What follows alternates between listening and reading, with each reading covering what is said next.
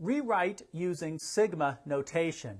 1 plus negative 8 plus 27 plus negative 64 plus 125.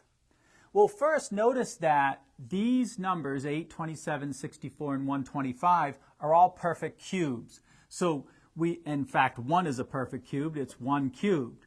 Then we can write this negative 8 as plus a negative 1 multiplied times 2 cubed.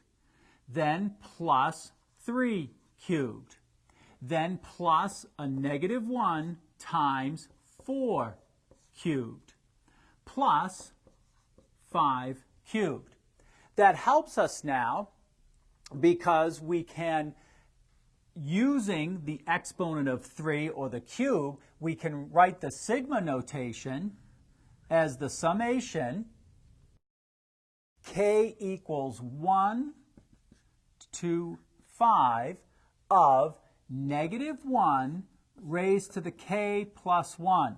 So for example, just to show that part, if k is 1, it would be negative 1 squared, which gives us positive 1, so our result is positive.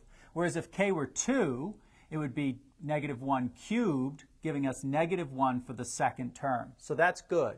And now what we have is the actual term number cubed. So the result is the summation from k equals 1 to 5 of negative 1 raised to the k plus 1 times k cubed.